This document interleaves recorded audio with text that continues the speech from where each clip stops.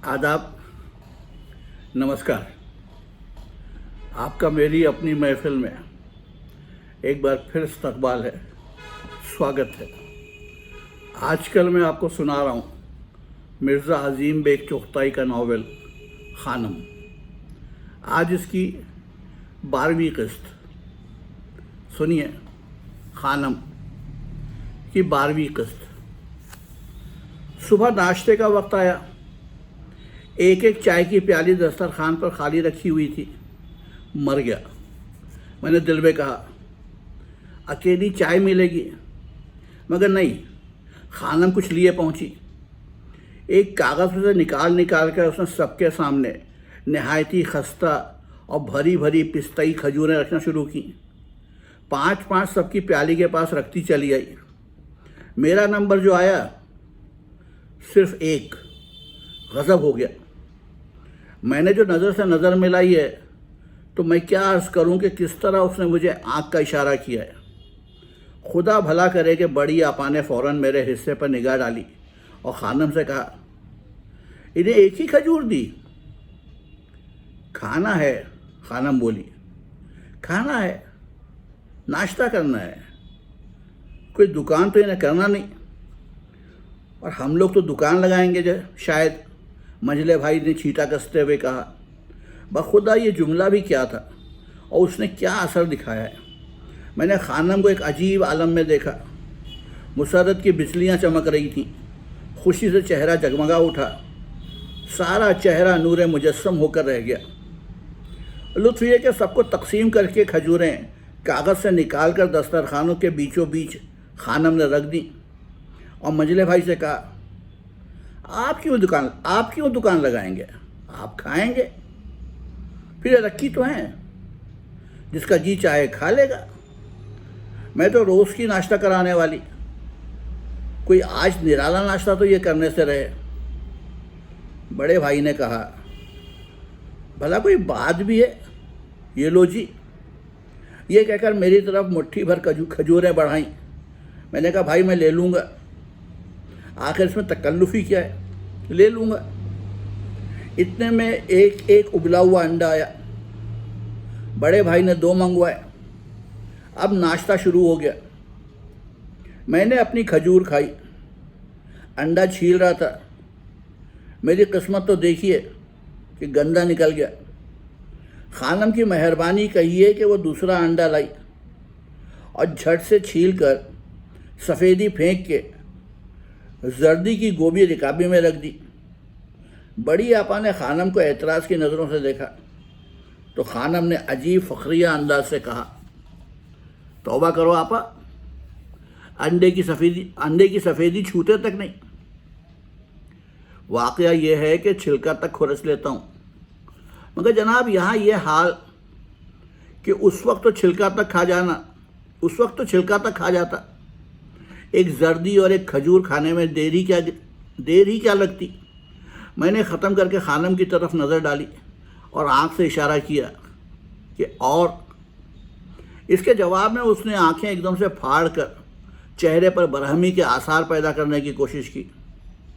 और यहाँ तो ये हाल, और उधर खानम के दोनों बहनोइयों का ये हाल कि गुल की गुल खजूरें अपारा कर गए और मैं बेचारा देखता रह गया।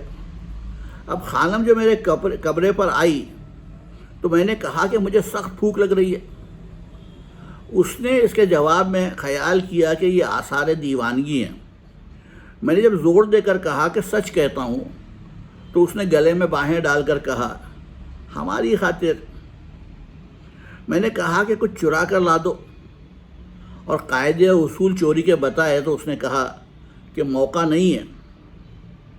मगर मैंने बहला फुसला कर भेजा और लगा इंतज़ार करने। कोई 15 मिनट बाद वो आई, मुंह फुलाए हुए। मंझली आपा से लड़कर आ रही थी। फिर वो भी मेरी वजह से एक अजीब व गरीब, इंतहा से ज़्यादा दिलचस्प चिड़ी हुई थी। वो ये कि मेरी कमखारी का मसला नहायती संजीदगी से ज़ेर बहस था। मंझली आपा ने खानम से कहा कि मालूम होता है कि तुम छुपाकर अपने मियाँ को खाने को दे आती हो, वरना इतना कम कोई खा नहीं सकता। لڑنے کی بات ہے کہ نہیں، غور کیجیے گا۔ اس کے جواب میں خانم نے کچھ ان کے میاں کے کھانے پر چوٹ کر دی۔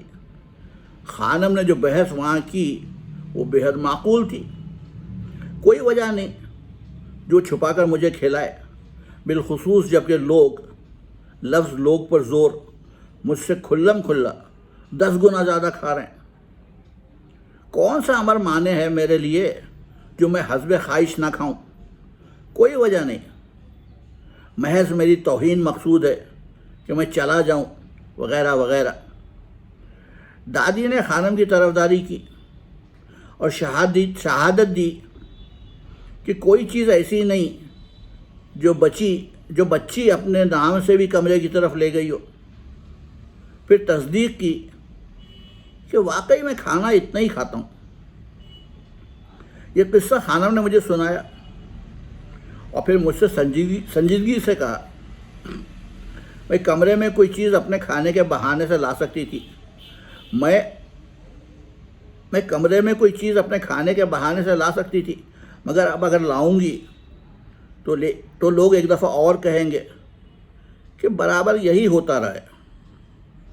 وہ تو کہو خدا کا لاکھ لاکھ شکر ہے کہ سچ مچ کوئی کھانے کی چیز اس طرف قسم کھانے کو بھی نہیں لائی، ورنہ سب کیا دھرا مٹی ہو جاتا۔ اس کے جواب میں میں سوچ رہا تھا کہ خیر دوپہر کو میں ضرور کھانا پیٹ بھر کے کھاؤں گا، آخر روزہ بھی لوگ رکھتے ہی ہیں۔ دوپہر کے وقت کھانے کا وقت آیا۔ یہاں اب یہ بیان کرنا کہ کھانے پر کیا واقعات پیش آئے غیر ضروری اور ایک ہی بات کا بار بار دہرانا ہے۔ حالانکہ میں نے خانم سے کہہ دیا تھا کہ میں سخت بھوکا ہوں، لیکن بخدا میرے لیے کم از کم بدرجہ بہتر ہے بجائے اس کے کہ جو کھا کر اٹھا ہوں تو اتنا ہی بھوکا تھا جتنا پہلے۔ مگر اس کا صلہ یہ ملا کہ میں نے خانم کے چہرے کو دیکھا، بس چاندنی چوک ہو رہا تھا اور آنکھوں میں مارے خوشی کے پریاں ناچ رہی تھیں۔ ایک بھوکے شوہر کے لیے بشرط یہ کہ وہ فنافی القوم ہو رہا ہو، یہ بہت کافی ہے۔ ہم نے بھی سوچ لیا کہ مر جائیں گے بیوی کے عشق میں، بھوکے تب بھی پرواہ نہیں۔ میں نے خانم سے کہا اگر رات کے کھانے پر بھوکا رہ گیا تو اسٹیشن جا کر کھا لوں گا، مگر کھاؤں گا ضرور۔ خانم نے کہا پاگل پنے کی باتیں تم کرو مت، میں تمہیں کھانے کو سر شام ہی کچھ لا دوں گی، ورنہ کھانے کے بعد تو ضرور ہی لا دوں گی۔ جب میں نے کہا کہ تم بڑے مزے سے کچھ نہیں تو 8-9 روٹیاں ہی روکھی چرا کر لا سکتی ہو، تو اس کے جواب میں وہ ہنسی کا گول گپا ہو گئی۔ پھر سنجیدہ ہو کر اس نے اس امر کا خطرہ ظاہر کیا کہ تمام ریاض بیکار ہو جائے گا، تمام نیک نامی اور شہرت میں وہ بٹا لگے گا کہ عمر بھر اس کا خمیازہ بھگتنا پڑے گا۔ پھر اگر وہ شہرت جو میں نے حاصل کی ہے کہیں جاتی رہی تو لطف زندگانی ہیچ ہوگا وغیرہ وغیرہ۔ جس طرح روزوں میں مغرب کا انتظار ہوا کرتا ہے اسی طرح میں نے شام کا انتظار کیا۔ آخر نہ کیسے آتی، شام بھی آ گئی، کھانے کا وقت بھی آ گیا۔ میں نے چلتے وقت خانم سے چپکے سے کہا کہ روٹیاں ضرور چرانا۔ اس نے وعدہ بھی کیا۔ دسترخوان پر پہنچا تو ایک قہقہے کے ساتھ میرا استقبال ہوا۔ رشتے کی ایک چچی ابھی آئی تھی اور اس وقت بڑے زوروں میں میرے کھانے کا مسئلہ زیر بحث تھا۔ الفاظ چمیلی کی کلی کی میرے کم کھانے کے واقعات پر تفصیلی روشنی ڈال کر تفسیر کی جا رہی تھی۔ بڑے بڑے مفسر جمع تھے۔ چچی کو سلام کر کے میں بھی خوش ہو کر بیٹھ گیا۔ واللہ کیا مزے کی باتیں شروع ہوئی ہیں۔ ہر وقت کہ میرے کھانے کی پوری تفصیل مال نکات کے چچی کو بتائی گئیں۔ پھر اس پر وہ مزے کے فقرے، سالیوں کے اور موٹے موٹے ہم زلفوں کی چپتی ہوئی چوٹیں، کچھ میری نزاکت پر، کچھ میرے چمیلی کی کلی ہونے پر بھی لگے۔ ہاتھوں خانم کے اوپر دلچسپ چھینٹے۔ پھر دادی صاحبہ کی محبت آمیز مذاقیہ ایکٹنگ، جس کا اختتام اس قدر ڈرامٹک، اس قدر کامک اور اس قدر لطیف تھا کہ عرض نہیں کر سکتا۔ طرح طرح کی ایکٹنگ کر کے انہوں نے میری بلائیں لیں۔ اسی پر کیا کہے لگے تھے کہ کہ انہوں نے میرے گلے میں ہاتھ ڈال کر میری چنبیلی کی کلی کہہ کر میرا منہ چوم لیا۔ بس کچھ نہ پوچھئے، کیا لطف رہا ہے، کیا قہقہے لگے ہیں۔ میں تختہ مشق بنا ہوں تو وہ بھی کس عجیب لطف و انداز کے ساتھ۔ میرا ہی کیا حال تھا جو خانم کا ہوا۔ میں نے جو خانم کو دیکھا ہے تو اس کی حالت ضبط تحریر میں نہیں آ سکتی۔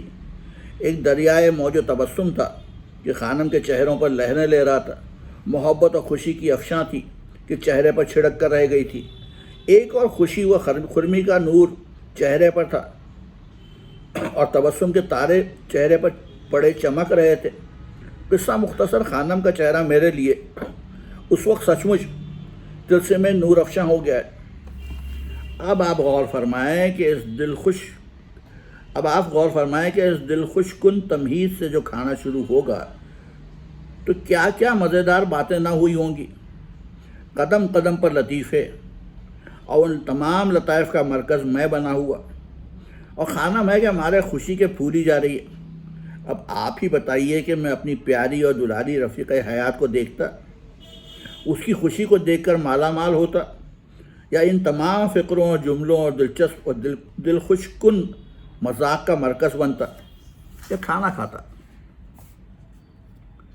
نتیجہ ظاہر ہے کہ بھوکے کا بھوکا اٹھا۔ بالکل صحیح عرض کرتا ہوں کہ اس وقت کی گوناگوں فرحتوں میں کھانا نہ کھانے کی تکلیف تک کا احساس نہ ہوا۔ یہ دسترخوان کا حلیہ بھی کس قدر مزیدار ہو رہا ہے کہ اس پر 100 فاقے قربان۔ ساری محنت وصول ہو گئی، بڑی دیر تک خوش گپیاں ہوا کی اور بڑے لطف کے ساتھ مجلس برخاست ہوئی۔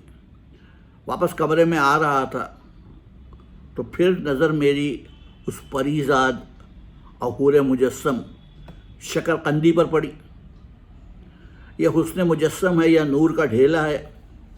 میں دل میں کہتا ہوا اور ثنائے حقیقی تعریف کرتا ہوا جس نے ایک کن کے ساتھ عالم کو ماں اس شکرقندی کے پیدا کیا، واپس کمرے میں آیا۔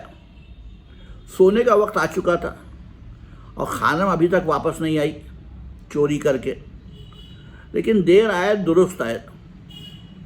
واپس آئی اور میرے لیے کھانے کو لائی، مگر مجھے کسی نے کہا ہے اونٹ کے منہ میں زیرہ، گنتی کی 6 کھجوریں اور ایک انڈا، فوراً زہر مار کیا۔ نتیجہ یہ کہ وہاں تو اور بھی آگ تیز ہو گئی۔ خانم نے کہا تم اب دیوانے ہو گئے ہو، شاید بہت سا پانی پی لو۔ چنانچہ ہمت تو نہیں، تھوڑا سا میں نے پانی پی لیا۔ پھر خانم نے باتیں شروع کی، وہ باتیں جن سے ویسے بھی بھوک جاتی رہتی ہے، یعنی وہی میری کمخوری کے سلسلے میں جو باتیں میری عدم موجودگی میں ہوتی ہیں۔ بخوف طوالت نظر انداز کرتا ہوں، ورنہ ضرور سناتا۔ آپ دیکھیے کہ کیا سبب تھا کہ میں فاقے پر فاقے کھینچ رہا تھا، اور نہ صرف زندہ تھا بلکہ جب کھانے کا وقت اور موقع آتا تو اس سے دیدہ و دانستہ کوئی فائدہ نہ اٹھاتا تھا اور بھوکا کا بھوکا رہ جاتا تھا۔ انہی باتوں کے سلسلے میں ایک تجویز میں نے خانم کے روبرو پیش کی۔ شکرقندی، میں نے خانم سے کہا۔ وہ چپ رہی۔ وہ شکرقندی کس کی رکھی ہے؟ موٹی سی اس طاق میں نے کہا۔ کیوں؟ خانم نے اپنے لحاف میں سے کہا۔ بدھو کی ہے۔ یہ بدھو صاحبزادے تھے چھوٹے سے ایک ملازمہ کے، اس کو چولہے میں نہ چپکے سے دعواتی تم؟ میں نے خانم سے کہا۔ اس کو چولہے میں چپکے سے نہ دعواتی تم؟ میں نے خانم سے کہا۔ خانم نے جواب میں میری طرف دیکھا۔ پھر اس کے بعد ہم دونوں میاں بیوی میں کیا باتیں ہوئیں، کیا طے ہوا اور کیا ہوا، یہ باتیں میری درخواست پر اب صیغہ راز ہی میں رہنے دیجیے، جھوٹ سے کیا فائدہ، اور سچ میں بتاؤں گا نہیں۔ سو گیا۔ پھر ایک خواب، کیا دیکھتا ہوں کہ تمام عالم کائنات ایک موٹی سی شکرقندی ہے، روئے زمین ایک شکرقندی ہے۔ عجب، ذرہ ذرہ تمام حقیقی اور تخیلی دنیا کا شکرقندی ہے۔ نظام شمسی سے لے کر مہر وفاہی تک سب شکرقندی ہے۔ तमाम आलम तख़य्युली शकरकंदी है। और मैं ख़ुद आईना उठा कर देखता हूँ, एक मोटी सी शकरकंदी हूँ। चेहरे को जो आईने में देखा तब एकदम से ना मालूम कहाँ से कहाँ पहुँच गया। एक एहसास हुआ कि मैं चमेली की कली हूँ। सामने फ़ौरन ही एक हरी भरी चमेली की झाड़ी थी, जिसमें सैकड़ों नहीं बल्कि हज़ारों मुझ जैसी चमेली की कलियाँ लगी हुई थीं। मैंने एक अजीब धुंधलके में गौर से उन कलियों की तरफ देखा। मैं आपसे सही अर्ज़ करता हूँ कि गौर से जो देखता हूँ तो वहाँ चमेली की कलियाँ नहीं बल्कि शकरकंदियाँ लगी हुई हैं। एक झपकी सी आई, एक लर्जिश सी हुई। क्या देखता हूँ कि उनमें से एक तो बहुत मोटी शकरकंदी है। पहचान गया, वही जो मैंने ताक में रखी हुई देखी थी। मैंने हाथ बढ़ाया। सुबह कुछ देर से उठा, लेकिन आँख खुलते ही शेरों का मुंह भी किसने धोया। अपने ख्वाब की ताबीर में मशगूल था कि खानम सामने थी, मगर आंखें हर आस व अंदेशे से परेशान और चेहरे पर हवाइयाँ। बुद्धू यानी छोटी आपा की मुलाजमा के लड़के की किसी ने मोटी शकरकंदी गायब कर दी। सिवाय अहमद के दूसरा मुलाजिम लड़का, और हो ही कौन सकता था। लिहाजा मारा गया। और ये उसके रोने की आवाज़ें थीं जो खानम के कानों को बरमाए देती थीं। छोटी आपा भी बड़ी बेरहम थी। मैं लिहाफ में ही अब तक बैठा हुआ था। छोटी आपा कमरे में आते आते रुकी और फिर आ गई। मैं सिरहाने रज़ाई ओढ़े बैठा था। लिहाफ हटाकर कुंजियाँ उन्होंने ढूंढी। कुंजियाँ तो उन्हें मिल गई, मगर साथ ही शकरकंदी के छिलकों की फर्श पर बारिश हो गई। हैं, उनके मुंह से निकला। और मेरी तरफ जो देखा, मेरे मुंह की तरफ, तो 2 और 2 4। फिर खानम की तरफ देखा और फिर मेरी तरफ, तो फिर वही यानी 2 और 2 4। उसके बाद क्या हुआ सेग़े राज में है और रहेगा। हाँ, इतना बता सकता हूँ कि अगर एक तरफ उन दादी साहिबा की शामत आ गई जिन्होंने मुझे चमेली की कली का खिताब दिया था, तो दूसरी तरफ बदतमीज़ों ने और नालायकों ने ना सिर्फ मेरा बल्कि दादी साहिबा का लक़ब भी शकरकंदी रख दिया। और इस तरह बात ख़त्म हुई। कल फिर आऊँगा, इसका अगला हिस्सा आपको सुनाऊँगा। तब तक के लिए इजाज़त दीजिए। आदाब।